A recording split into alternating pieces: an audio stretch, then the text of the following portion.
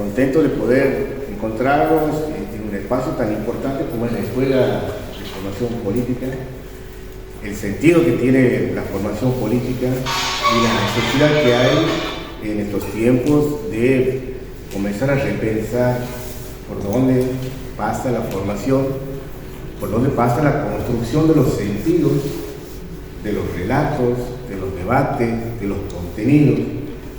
Por ahí como que estamos viendo o experiencias que vamos como a contramano, a contramarcha. Hay algunos contenidos, algunos relatos en los cuales como que no estamos pudiendo encajar. Escuchamos voces, discursos, cargados también obviamente con un simbolismo de mucha violencia, de mucha violencia, ¿no? Y entonces hay como, y voy a usar una palabrita para que vamos a tratar de ir pensando juntos, pero esto de la dialéctica, ya en algún tiempo pensadores hablaban o habían propuesto trabajar esto de la dialéctica, ¿no? En donde había una tesis, una idea, otra idea que la contraponía y de ahí sacar una síntesis de ideas distintas o opuestas. Y tenemos hoy en día un espacio, un emerger, un surgimiento de la nueva derecha que va proponiendo una dialéctica y por ahí pareciera ser que no estamos pudiendo contestar y ni siquiera estamos pudiendo poder hacer una síntesis o una proyección de nuestras prácticas y de nuestras experiencias. Y eso torna, crea, genera muchos espacios por ahí de confusión, ¿no? Los silencios también por ahí confunden, aturden, por ahí queremos salir a contestar y no sabemos qué contestar, y a veces contestamos y nos estamos dando cuenta que somos casi lo mismo como ellos ponen la posibilidad de este relato y de este discurso violento, ¿no? Entonces, ¿qué contestar? ¿Cómo contestar? ¿Qué construir? ¿Por dónde ir? ¿No? Muchas preguntas que empiezan a aparecer y que son buenas y son necesarias que las empecemos a ubicar y que las empecemos a asumirla con mucha responsabilidad. Hay un imaginario en la sociedad generalizado, y eso lo vamos chequeando los que somos militantes, las que son militantes, cuando se acercan a un barrio o a una casa, encuentran en la gente un rechazo fuerte, ¿no? Un hastío bastante profundo, y eso como que nos golpea, nos choca, ¿no? Y por ahí como que nos deja como paralizados sin saber cómo avanzar y si es que tenemos ganas de seguir avanzando, ¿no? Obviamente que como personas, como seres humanos, nos aparece la pregunta y el interrogante, ¿tiene sentido? ¿Vale la pena? ¿Se podrá? ¿Qué está pasando? Bueno, son experiencias que nos van poniendo un primer gran desafío, que es volver a resignificar nuestras prácticas militantes y volver a repensarnos en las estrategias dentro del campo popular, ¿no? Sentimos que el territorio popular, sentimos que el escenario popular, que nuestro territorio está invadido, y eso nos duele. No solamente nos duele, nos confunde y hasta por ahí nos asusta. El campo popular, el territorio que era nuestro, que sigue siendo nuestro, hoy está invadido. Y hay un avance tan fuerte que estamos como replegados y a veces creemos estar con una sensación de estar en la trinchera, ¿no? Diseñando y pensando qué podemos hacer. Si sacamos la cabeza a disparar o nos quedamos aquí quietos, porque cualquier bala nos puede hacer volar el casco. Bueno, estamos en una situación de esa complejidad. Entonces, creo que es importante, digo esto para recuperar este espacio de formación política. Qué importante que es el tema de la formación política. Hay un intento muy fuerte, y ustedes seguramente lo han escuchado a muchos de nuestros dirigentes hablar de la despolitización, ¿no? Hay un gran intento, hay una avanzada a nivel mundial, aquí en América Latina y aquí en Argentina, de esta idea de la despolitización. ¿Y cómo se resume esto? El odio a la política, ¿no? Odiar la política. Esta es la síntesis, esta es la propuesta. odiar la política. Obviamente los medios de comunicación, con mucho trabajo, con mucha estrategia, con mucha inteligencia, con mucha capacidad, con muchos instrumentos, con muchos elementos, han invadido también y han creado en la subjetividad de las personas este rechazo a la política. Entonces vos cuando odias a la política tienes que buscar personajes a quien odiar, no puedes odiar en el aire. Entonces aparecen las imágenes a quienes odiar, ¿no? Y las responsabilidades a cargarlas a esos personajes políticos para poder desacreditar a la política. Esta sensación generalizada de rechazo de la sociedad hacia la dirigencia política, hacia los militantes, también hay que estar muy atento a esto, ¿no? El otro día, compañero Pepe Mujica, que se ha ido, nos ha dejado, pero con un legado tremendo, había dicho que las sociedades también se equivocan. Y aquí está el punto, o uno de los puntos interesantes para trabajar y recuperar. Porque la sociedad desencantada, sea con razón o artificialmente montada, desencantada, digo, de la política, también le cabe una responsabilidad, también se equivoca. Y ese elemento para nosotros es muy importante. Sí, nos hemos equivocado, hemos cometido errores, pero también nosotros, como sociedad, y ahí cuando empieza el diálogo, ¿usted, señora, cree que no se ha equivocado? ¿No es malo equivocarse? Hoy hay mucho desencantamiento de las personas que votaron al modelo de la derecha, tan desencantados. Hay una frustración, hay una estafa, se la siente. Pero como ni siquiera nosotros estamos pudiendo trabajar esta idea de también las sociedades se equivocan, hay que tener una táctica, una estrategia, una didáctica, una metodología de acompañar ese proceso en las personas, acompañarlos en el proceso de poder decir nos hemos equivocado. Entonces ahí rompemos con una sola mirada y una sola posición de que solamente es la culpa de la dirigencia política. Sí, hay muchas responsabilidades, sí, pero también en la sociedad hay responsabilidad. Ustedes también son responsables. También hay una cuota de responsabilidad. Porque hoy en día este elemento que tanto se pone de lo ético y lo moral, porque ese es el caballito de batalla de la extrema derecha hoy, de imponer el moralismo, la moral. Ya vamos a entrar a ese terreno. Entonces, ustedes también, nosotros también como sociedades, también dejamos de tener una cierta eticidad, dejamos de ser éticos. Cuando también perdemos la capacidad de pensar, repensar, reflexionar, analizar, desarmar, reconocer, ¿no?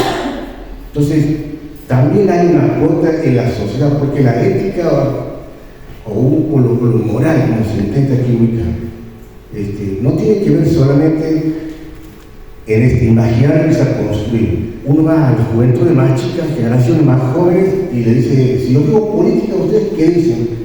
Bueno, robo, baneo, una serie, una chorrera. Entonces, la estrategia, la ingeniería de haber reducido a la política como sinónimo de corrupción es lo que está instalado. Ahora, en la sociedad también hay corrupción, porque la corrupción no tiene que ver absolutamente con el tema económico. No se define solamente con meter la mano en el acta. También hay corrupción cuando vos dejas de hacer lo que tienes que hacer y haces otra cosa. Cuando dejas tu responsabilidad ciudadana de pensar. Cuando dejas tu ejercicio de ciudadano de construir experiencias colectivas. Cuando dejas de revisarte o cuando dejas de tener esa autocrítica. Bueno, la corrupción no solamente es en términos económicos, es también cuando dejamos de hacer las cosas que nos competen como personas y como ciudadanos. Entonces, ¿cómo ir desmitificando esto? Hay que ir desarmando la motosierra, ¿no? Ir desarmando la motosierra. Uno de los objetivos que nosotros tenemos que proponer es ir desarmando esa motosierra que entró con una ferocidad y que entró a mutilar, a cortar, a seccionar, ¿cómo se la detiene? Primero hay que apagar el botón y después hay que empezar a desarmarla, como ha hecho Santoro en su propaganda de Candela. Hay que desarmar la motosierra. Porque esa motosierra entró en la subjetividad de las personas, ¿no? Y lo digo también muy bien Cristina el otro día cuando apareció el 25 de mayo, ¿no? También hizo alusión y referencia a poder tener una capacidad de autocrítica, de volver a pensar que es el Estado eficiente, ¿no? Y cómo en los primeros tiempos, cuando comenzó todo este auge de la militancia y de la juventud que recuperaba la política, decíamos tenemos que ocupar el Estado, hay que ocupar el Estado, hay que militar el Estado, ¿no? Y ahora la consigna es cómo lo hacemos eficiente, cómo lo hacemos eficiente. Entonces, desarmar esta motosierra implica que las sociedades también se reconozcan responsables, que también se equivocan. No es solamente la exclusividad de la dirigencia política de los militantes, las sociedades también se equivocan. Y ahí hay que entrar a trabajar eso. No es responsabilidad de la dirigencia, por supuesto. Y volver a recuperar el sentido de la política en nuestra sociedad y en nuestra gente. El tema de lo moral, que también es un tema interesante que introdujo la derecha para poder trabajar esta idea de demonizar la política y demonizar al Estado.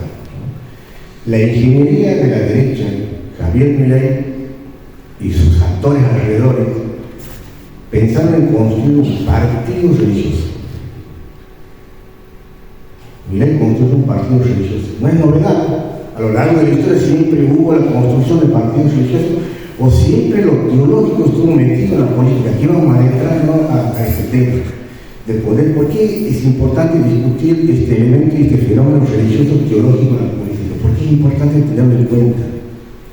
¿Por qué es necesario prestarle atención? ¿Y por qué es importante ponerlo en visibilidad y discutirlo?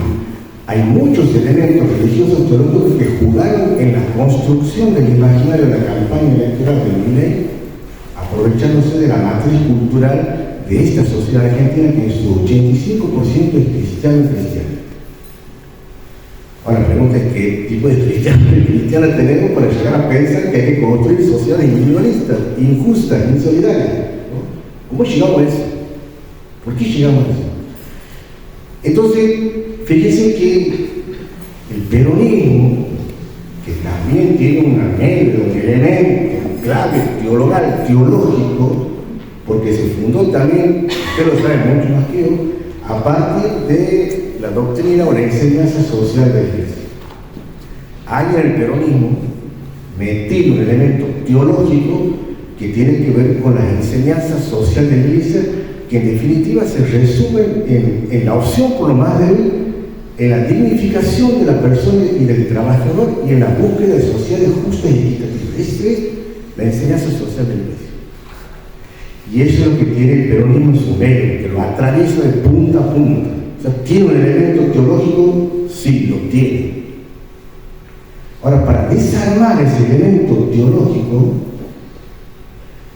también decía Pepe Mujica, guarda con la Argentina, ellos tienen un ADN que no existe en ningún lado del mundo, que se llama peronismo, ¿no? ¿Qué es ese ADN? Bueno, ahí está, hay un ADN que tiene ese elemento constitutivo, teológico, metido y atravesado. Ahora, ¿cómo se puede pensar eliminar ese peronismo que tiene ese elemento teológico? ¿Cómo lo podemos eliminar?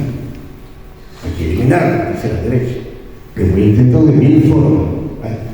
Vamos a crear un partido religioso que también tenga una teología dentro y de que podamos discutir con el componente teológico político del peronismo para desarmarlo, destruirlo, para demonizarlo, para utilizar la demonización a la política que necesariamente construye un partido religioso. Solamente de ahí vos puedes demonizar a alguien. Inmediatamente Javier Milei dice, bueno, yo voy a ser Moisés. Impresionante. Yo voy a ser Moisés. De hecho, cuando no le pudo salir en su primer intento el famoso paquete de ley que mandó, tuiteó en sus redes sociales una imagen de Moisés con las tablas, ¿no? Como acusando a los traidores que rompieron el pacto que habían tenido con los gobernadores y demás por no haber cumplido ese propósito. el Moisés. Bueno, este peronismo, que todavía está en la mira de muchos para la destrucción y eliminación, solamente podía ser pensado a partir de la construcción de este partido, de otro partido religioso. De ahí entra Milei. Pero ¿cuál es la diferencia? ¿Cuál es la diferencia? Y es aquí donde también nosotros tenemos que empezar a sostener esto. Milei, que se arroga a ser un personaje bíblico, Moisés, y que viene a purificar a la sociedad argentina de tanta podredumbre, ya el trabajo mediático ya está hecho, todo está sucio, todo está podrido, todo está corrupto, hay que subsanar, hay que sanar, hay que limpiar. Ahora que venga el personaje mesiánico que lo va a hacer. Aquí lo tiene, se llama Moisés, ese es el que va a limpiar. Ahora, para poder meterse en la sociedad argentina y para poder llevarlos a la construcción del imaginario y a la conciencia de que hacía falta esa purificación, él se tuvo que presentar como el personaje mayor exponente de la antipolítica. Odio la política. Milei, odio la política, odio el Estado, soy un topo que viene a destruir. El trabajo mediático de los medios de comunicación ya hicieron la tarea de pegar en la cabeza de la subjetividad el odio a la política, ya estaba hecho. Ahora hace falta un personaje que recoja todas esas sensaciones y esos imaginarios que estaban buenos. Y ahí está el personaje. Ahí está el personaje. Entonces, las sociedades empezaron a detestar, a desencantarse y a odiar la política. Ver un personaje como este que dice, odio la política, ese es mi personaje. A ese lo voy a seguir, ese es como yo. ¿No? Obviamente que empezó a construir un relato muy similar en sintonía con la sociedad. Milei tuvo la capacidad de oler a pueblo. Olía a pueblo, Milei, ¿no? Entonces, aquí hay un paréntesis. Nosotros que nos concebimos populistas, con mucha identidad, con orgullo, y a veces nos cuesta decir que somos populistas porque está tan bastardeada la palabra, la categoría del pensamiento del populismo, que dicen, ¿vos sos populista? No, en realidad yo creo, no lo podemos decir, ¿no? Está como fuera del diccionario de las categorías y de las ideas del nuevo diccionario de política en Argentina, en América Latina y en el mundo. Pero Milei también es populista. También es populista. De derecha, pero populista. ¿Qué hace el populista? ¿Qué hace el personaje populista? ¿Cómo se construye el populismo? Eso, tener la capacidad de poder encontrar la sintonía, los intereses y los deseos de la sociedad. Muchos creados, muchos inventores, muchos reales, por supuesto que sí. El personaje que logra meterse en la fibra y en el imaginario de la sociedad, de los pensamientos, y empieza a oler como pueblo, es populista. Nosotros necesitamos reconocerlo a Milei como populista. Metodológicamente hay que reconocerlo como populista. Porque si no lo reconocemos, ¿qué estamos negando? Dos cosas. Primero, que lo tenemos dentro del campo popular. Los sectores más postergados buscaban la familia. Metodológicamente hay que reconocerlo como populista para reconocer que lo tenemos adentro del territorio del campo popular, en los sectores más postergados, los nuestros territorios, en los cuales salíamos en defensa y en la construcción de la dignidad, del progreso, del desarrollo de las personas. Esa persona votó también. Segundo, si nosotros no reconocemos en Javier que es un populista, perdemos nosotros la capacidad o perdemos de foco la necesidad que tenemos que repensarnos como movimiento. Porque si no lo reconozco al que está dentro de mi territorio, entonces no voy a hacer una autocrítica. No hace falta. Por eso metodológicamente, capaz que conceptualmente, ideológicamente, no, él no es populista, bueno, está bien, no es populista. Pero en la metodología, en la práctica, en la manera de cómo masacrar nosotros el territorio, hay que entenderlo como populista para poder saber que está metido en el territorio y que nosotros necesitamos revisar nuestras prácticas, nuestros contenidos, nuestros relatos, nuestras maneras de ser políticos. También están diseñando en el campo popular, en el terreno, están diseñando un mapa. La extrema derecha está diseñando un mapa. Y nosotros tenemos que revisar nuestra cartografía de hacer política, nuestros mapas de hacer políticos. Y ahí están nuestras prácticas, están nuestros contenidos, están nuestros imaginarios, están nuestros pensamientos. Hay que empezar a mirarlo y a revisarlo, a darle sentido, orientación y sentido de época. Sentido de época. Pensando en las nuevas, pensando sobre todo en las nuevas generaciones. Nosotros necesitamos de nuevo, con mucha fuerza, con mucha energía y con mucha mística, volver a reencantar a la sociedad de la política. La sociedad no se construye, no se define, no va detrás de una justicia y una equidad, sino hay un reencantamiento y un sentido hacia lo que es la política. ¿Por qué es necesario en la extrema derecha eliminar la política? ¿Por qué es necesario que la sociedad se desencante? Y para que se desencante, tenga que construir un sentido absolutamente individualista. La derecha en Argentina, como también pasó en Brasil, vino a suceder cuando la destituyen de la presidencia, un gran porcentaje de la bancada del Congreso que la destituye eran pastores y evangelistas. Y no tengo nada con la vida. Procedemos tan ley, somos hermanos, somos católicos, no hay un problema, no, pero la bancada protestante de Brasil, en nombre de Dios y de la dictadura, expulsaron a la Dilma de la presidencia. Miren cómo el elemento teológico religioso tiene una incidencia y una fuerza sobrenatural, y es importante mirarlo y detenerse en eso. Cuando Áñez en Bolivia entra al Congreso después de haber hecho el golpe de Estado, entra con una poderosa Biblia y también manifiesta que vienen a purificar a la sociedad, purificar la política y purificar el Estado. 85% de nuestras sociedades son cristianos y cristianas. La pregunta es, ¿qué teología les atraviesa? Porque hay teologías y teologías. Y esto tenemos que tener muy claro. Siempre detrás de una política hay una teología. Y cuando digo teología, es una manera de entender el mundo, la sociedad, Dios, la justicia, la fraternidad, ¿no? Está metido eso. Y en esto digo también que ninguna teología es inocente. También hay teologías funcionales que sirven a distintos sectores de la sociedad. Entonces la derecha tendrá un elemento teológico teologal que se llama meritocracia. Para nosotros se llama fraternidad, para ellos se llama meritocracia. Es decir, la construcción, la carrera, el progreso y el desarrollo absolutamente individualista. Vos como individuo sos lo que sirve y lo que vales. Milei necesitaba enfrentarse al peronismo de una manera teologal y necesitaba tener un relato teológico que pueda contrarrestar y tensionar la idea de justicia social. Por eso el primero que lo va a atacar va a ser a Francisco, el representante del mal, el maligno en la tierra.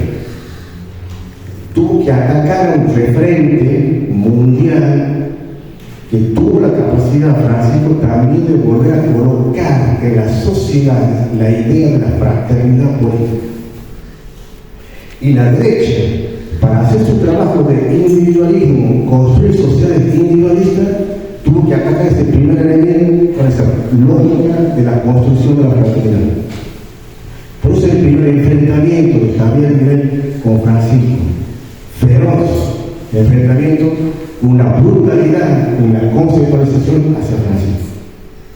Si ustedes se acuerdan, cuando Francisco fue elegido como jefe de la Iglesia Católica, Clarín en La Nación titulaba el Papa peronista. El Papa, imagínense, ¿cómo hago yo para ser presidente del país si tengo un Papa argentino que es peronista, o tengo un partido religioso? Y la fuerza del cielo es la invocación para justificar y legitimar el brutal ajuste que se está haciendo en esta sociedad. Uno se puede preguntar, ¿cómo es posible? ¿Cómo se puede legitimar tanta brutalidad? ¿Cómo se puede legitimar tanta desigualdad? ¿Cómo puede sacar los platos de comida de los comedores? ¿Cómo puede sacar los medicamentos? ¿Cómo puede justificar? ¿Cómo puede legitimar eso? Necesita un argumento, necesita algo que lo sostenga. Por eso entraron por el elemento teológico. Son las fuerzas del cielo que nos están pidiendo que hagamos el mayor sacrificio que podamos hacer, incluso hasta llegar a la muerte, con tal de subsanar esta sociedad que está podrida. Ese es el discurso, ese es el relato, que muchos lo creen. Lamentablemente muchos lo creen. Porque también hay pastores, sacerdotes, religiosos, religiosas dentro de las iglesias de cualquier denominación, católico, protestante, de cualquier denominación, que también sostienen esta lógica y creen que estos personajes vienen a purificar la sociedad. Eso se llama hierocracia. Los griegos lo tenían tan bien trabajado. La hierocracia, el gobierno de los divinos, el gobierno de los dioses, son los que vienen, son nombrados, llamados por una realidad, cambiar el mundo. Con la fuerza del cielo. Milei dice ser, hay que ir desastillando la imagen de Milei. Milei dice ser de Moisés. ¿Alguna vez lo escuchó hablar de Moisés? Sí, ¿no? Bueno. Usted cualquier cosa en lo que va avanzando, pregunta, ¿no? También Robocop. También Robocop. También Robocop, está bien. ¿Por qué Moisés? ¿Por qué? Interesante este personaje. Porque Moisés fue el personaje que fue elegido por Dios para salvar al pueblo de Israel que estaba sometido bajo el yugo de un faraón. Había opresión política, económica y religiosa. Entonces Dios le dice a Moisés, Moisés, mira, esta tarea es para vos. Ve que caminar, llegar hasta ahí, enfrentar al faraón y liberar al pueblo. Así tan fácil, sí, así tan fácil. Todas las herramientas, todos los instrumentos, todo el poder para que lo haga. Sí. Pero, ojo, aquí hay cláusulas. Vamos a construir una nación justa y solidaria. Esa era la idea del mandato de Moisés. La tarea de Moisés era liberar del yugo de la opresión política, económica, cultural y religiosa, para construir una nación justa y solidaria. Ese fue el mandato, ese es el pacto. Ese es el pacto. Obviamente que hay muchos elementos teológicos en la construcción de la derecha, muchos aportes que le hacen teólogos también de la derecha para armar esto. Esto no es por casualidad, no es un capricho, no es, ay, qué simpático Moisés, no. Esto está absolutamente pensado, diseñado. Cuando se produce la salida del pueblo sometido al faraón, van en la construcción de esa nación justa y solidaria. Pero aquí hay un dato interesante. Los teólogos le llaman teofanía, ese encuentro del ser humano con Dios. ¿Se puede imaginar que hoy viene Dios? ¿Cómo es tu nombre? Valentino, pero Dios, tengo una misión, pero ¿no? Vos imagínate que Dios está ahí, vos cuál crees que va a ser tu sensación, ¿qué vas a sentir? Dios te habla, te va a sorprender, ¿no? Te vas a mirar, también te va a sorprender. Bueno, esa teofanía, esa relación del ser humano con lo sobrenatural, causa dos efectos, admiración y miedo. Y las derechas están perfectamente ese juego. Milei genera admiración y miedo. Lo admiras, te da miedo, pero lo admiras. ¿Cómo? Entonces ahí está la tarea, hay que ir a desencantar esa admiración por ese personaje. Tenebroso, se lo hay. El pacto de Moisés con Dios era una nación justa y solidaria. Estos salen, van caminando, construyen la nación y empiezan a aparecer otros personajes que le empiezan a carcomer la cabeza a Moisés, a la gente. Che, ¿Por qué no somos como el resto de las naciones que tienen reyes, monarcas?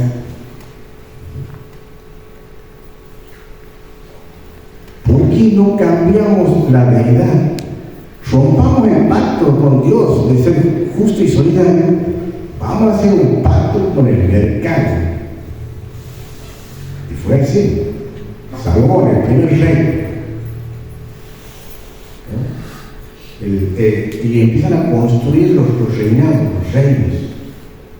Y la lógica ya no era el pacto de la sociedad justa y solidaria, sino de ser naciones injustas e insolidarias entre ellos. Es más, ya no se llamaban hermanos ni compatriotas, se llamaban comerciantes o mercaderes entre ellos. Es decir, que la lógica del mercado les comió y les hizo romper el pacto. Salomón construyó una sociedad injusta e insolidaria, reemplazó al Dios del pacto de la nación justa y solidaria por sociedades injustas y solidarias. Ese fue Salomón. Entonces, ¿qué es mi ley? No es Moisés, es el neoliberalista de Salomón. Ese es mi ley.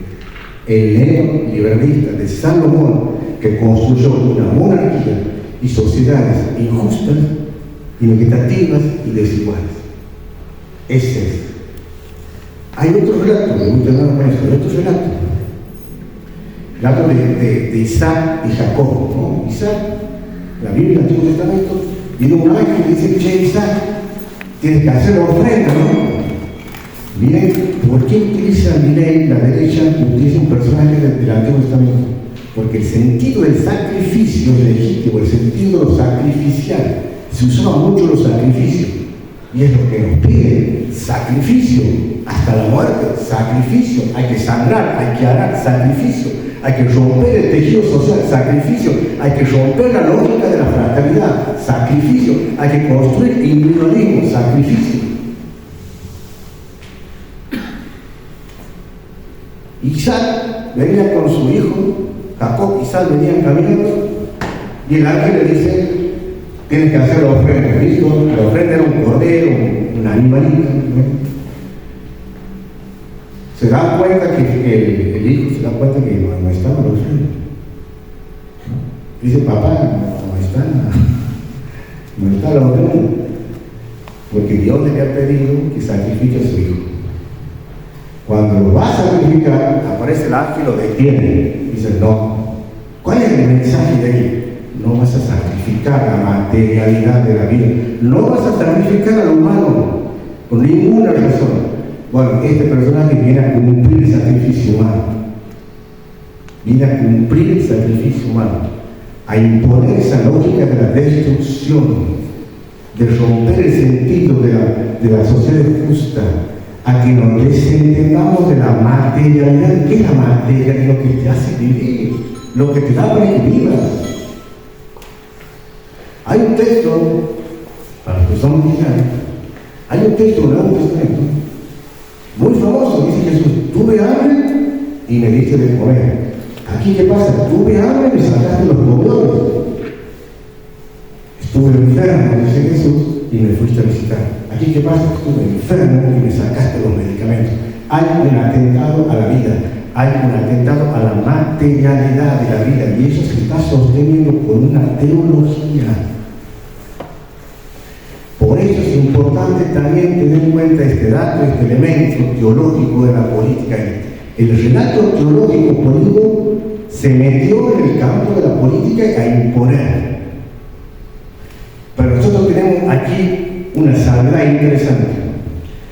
¿Milei construyó un partido religioso? Sí.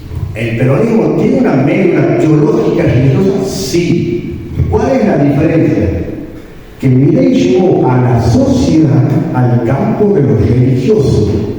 Y cuando vos entras en el campo de los religiosos, ¿qué discutes? Moralidades.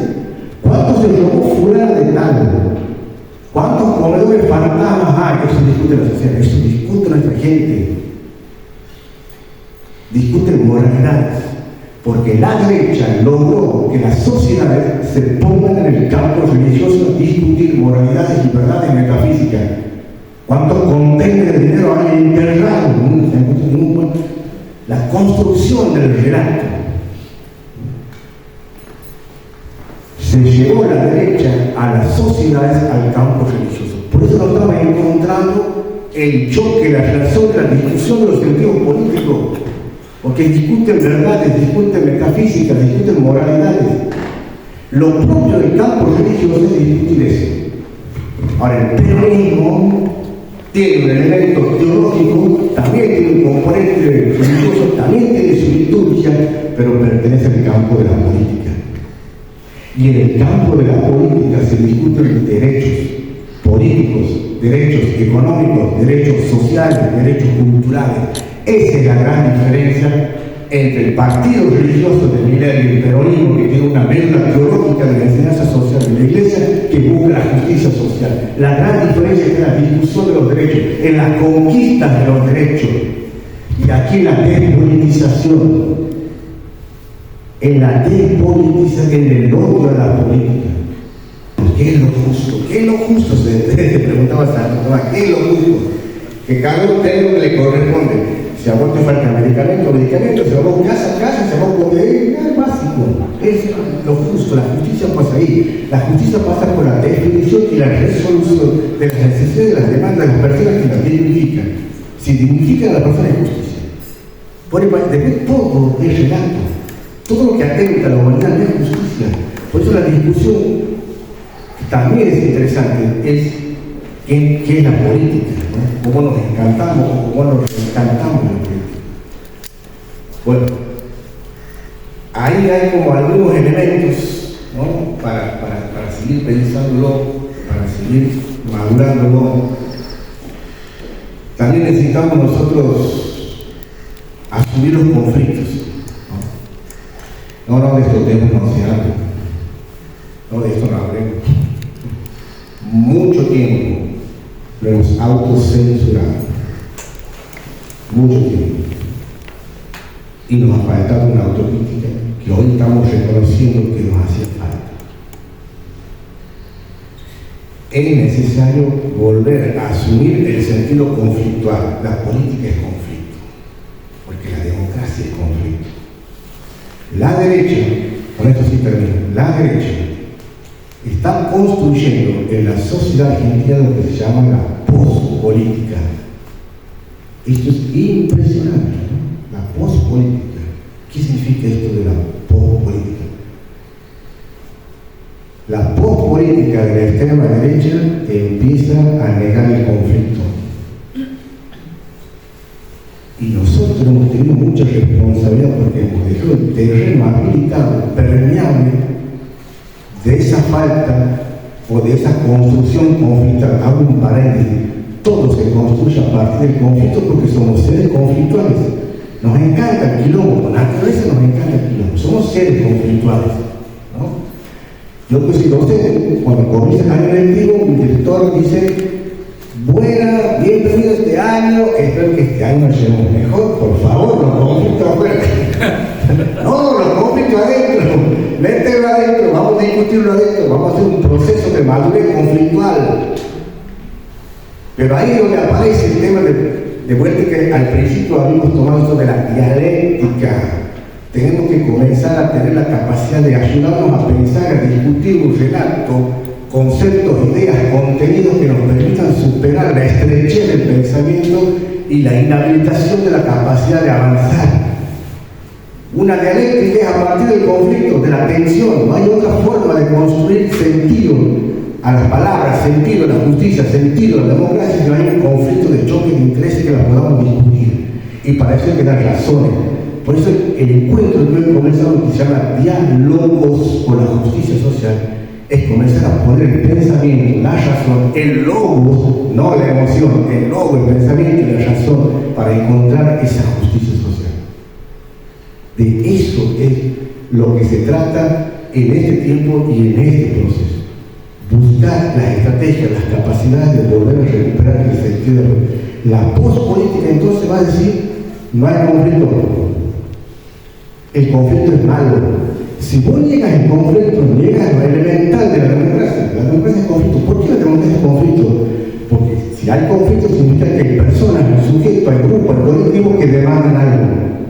piden algo, reclaman algo y van en busca de que esa demanda, que ese reclamo, se haga justicia a partir de un reconocimiento institucional de la legislación de una ley. Ustedes quieren ese derecho, decía Néstor Kirchner, tienen que militarlo. Lo que van es por la destrucción de la militancia y van por la destrucción de la razón única de la democracia, que es a partir del conflicto. Porque si hay conflicto significa que hay grupos que sí pueden hablar, que demandan, que buscan sus intereses. Ahora, la pospolítica, como va a negar el conflicto, tiene que unificarlo a todos en una misma dirección. Y para eso hay que darle palo, facho, falo. ¿Ah? Y el fascismo empieza a entrar en esta sociedad argentina. ¿Y la posverdad cómo juega? También es la misma lógica, es la misma lógica, porque la posverdad también tiene esa capacidad de construir a partir de la mentira y transformarla en verdad. ¿Qué es lo que hacen ellos, los caballitos de batalla? Exactamente. Ustedes van a escuchar lo que escuchaba Camilo Gentili. No, la sociedad nos pide. ¿Cuándo lo vemos a los que caminan por la calle para que la sociedad les pida? El problema de la posverdad es esta necesidad de querer capitalizar y asumir el compromiso y la palabra de que representa todas las voces de la sociedad. La sociedad quiere esto. ¿Por qué los garroteros los jubilados todos los miércoles? Con la pospolítica. No tiene que haber conflicto, no tiene que haber demanda. ¿Por qué el sistema brutal de represión en Argentina? ¿Por qué el cambio de paradigma de la seguridad nacional? ¿Por qué el cambio de paradigma en la seguridad nacional? ¿Por qué se vuelve el paradigma de la lógica de la represión? Porque hay que disciplinar, no tiene que haber conflicto, por lo tanto no tiene que haber democracia, por lo tanto no hay política, no hay sentido político. Lo que hace que la política sea política en su naturaleza es que la política es justa y es buena. No tiene otra razón de ser la política. La naturaleza de la política es que es justa y es buena. Tiene bondad, busca la justicia. Si es buena, tiene bondad, tiene la capacidad de volverse atrás si ha cometido un error, porque va a buscar la bondad y por lo tanto va a buscar la justicia. Lo que va a tratar de eliminar en este odio a la política es perder la bondad y es perder la justicia. Sociedades sin democracia. Esa es la lógica y ese es el fascismo que va entrando con fuerza a este territorio y hay que salir a defender lo que se ha conquistado, lo que falta por conquistar, y hay que recuperar la identidad de la mística, de la militancia, por una conexión y una energía que no te dé vergüenza decir que sos un actor, un sujeto político, que no te dé vergüenza decir que sos militante, que no te dé vergüenza decir que yo soy peronista, me planta la bandera de la justicia social, porque yo creo en la fraternidad de la política. La fraternidad de la política es la que reivindicó el Papa Francisco. Si hay algo que tiene la posverdad y que tiene el fascismo es construir a partir de la mentira. El fascismo la construye, el pilar del fascismo es la mentira, con la base fundamental que es la mentira. Eso hay que tenerlo presente. Pues hay que desmitificar lo que se va instalando en los medios de comunicación. Entonces uno ve en las últimas elecciones en Cava, color violeta, ¿no? Entonces uno queda impactado, uy, ya están pintando la cara de violeta. El porcentaje que fue a votar, llamativo, mínimo, no fue la gente masivamente a votar. Este es un razonamiento matemático, lógico y sencillo, de sentido común. El resto de la cantidad de porcentaje que no fueron a votar, pero que sí fueron a las últimas elecciones, seguramente de esos que fueron, la mitad votó Milei. Y en esta elección no fue. Hay una retirada del voto del Milei o de la legitimidad al proyecto político, económico. Hay una retirada. No fue votar. Ahora lo tienes al otro pintorito de azul, donde se van a recuperar distritos que antes no tenían. Y mantiene el mismo radar de caudal de voto. Entonces por eso jugábamos con Chávez el otro día y decían, aquí ganó el populismo. Ganó el populismo. en esa tensión del populismo de derecha y izquierda, ¿no? Y nosotros estamos ahí. Estamos ahí.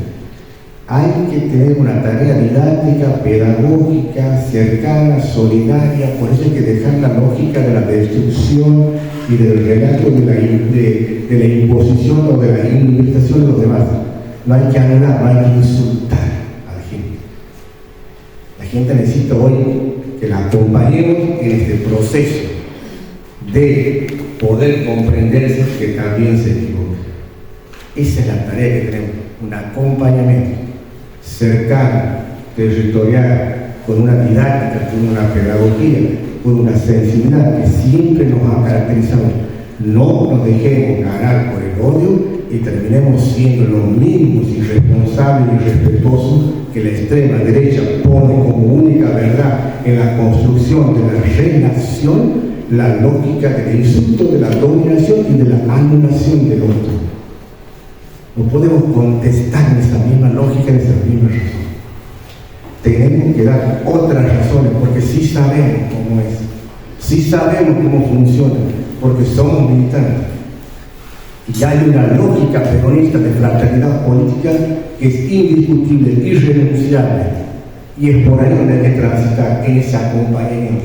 Te da bronca, tráguese la bronca, compañero. Te da ganas de reventar, sí, te da ganas de meterlo en varios, pero guárdese esa lógica, esa hemopolítica. Esa es la hemopolítica. Si hay algo que la derecha trabaja en la hemopolítica, lo puro emocional. Cuando hay pura emoción no hay lógica, no hay razón, no hay sentido, no hay pensamiento. Y nosotros tenemos que volver nuestro ADN de nuestra construcción territorial, desde la fraternidad, de la justicia, del acompañamiento, de la cercanía, de la solidaridad. Eso somos. Y eso no lo pierde ningún actor. No, las nuevas generaciones no lo escuchan. El amor, la solidaridad, la fraternidad, la empatía, el diálogo, el acercamiento, la mirada, el estar presente, el cuerpo a cuerpo, eso lo tiene todo el mundo, todo ser humano tiene eso. Y las nuevas generaciones mucho más. Y esperan de nosotros ese acercamiento, esperan de nosotros la cercanía, esperan de nosotros el contacto, de la mirada, de escuchar. Hay que escuchar. Nosotros tenemos la llave y la herramienta para desmantelar y desarmar esta motosierra, porque creemos en la justicia social y tenemos la fraternidad política y amamos la política, porque el sentido es justo y es bueno. En eso sí creemos nosotros. Vivimos un mundo muy belicoso, muchas guerras, ¿no? Muchas guerras. No solamente dos, tres, muchas guerras en el mundo. Cuando se produce el tema de la pandemia, que hay una discusión que pasó con el virus, lo han soltado, no lo han soltado, lo cierto es que nosotros nos fueron preparando para una guerra, con un enemigo invisible. Es más, nos preparamos como para una guerra, no sabíamos quién era, nunca lo habíamos visto, todavía no había entrado, pero estaba, sonó la sirena de liberar, la cosa espeluznante, estamos en guerra, frente a frente. Los sistemas van preparando las subjetividades de la gente a que después empiecen a naturalizar las guerras. El infanticidio en Palestina, por ejemplo, cementerio de niños y niñas, y los medios dicen guerra entre Israel y Palestina. Ninguna guerra, un genocidio, un etnocidio, ¿no? Un infanticidio, es una crueldad, una brutalidad. Entonces, hay una ingeniería que se está pensando, esta de las lógicas de la violencia. Lo hizo Donald Trump también, lo hizo Donald Trump en su primera campaña y en su segunda campaña. De hecho, él también, Donald Trump, pensó en la primera campaña electoral, él decía que lo había llamado Dios.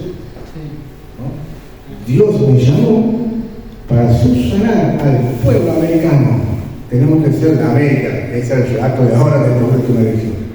¿Para qué? Esa vara que le rozó por la oreja, ¿no? Dios le dio la oportunidad para ser el presidente de los Estados Unidos, ¿no? El relato, hay infinidades de discursos y relatos teológicos metidos en los políticos de la región. Es una ingeniería. Y aquí nosotros estamos haciendo un gran experimento. Con nosotros es un gran experimento. El 85%, repito, de nuestras sociedades son cristianos y cristianas. Gente que va a la iglesia, cualquier iglesia, donde también tienen sus sacerdotes y sus pastores, que también van al niño. El problema no es lo teológico, eso no es el problema. El problema es que teología hay, ¿no? Entonces, hay que recuperar y hay que disfrutar ese sentido también, ¿no? Está ahí todo un tema de la. Pero es un armado geopolítico.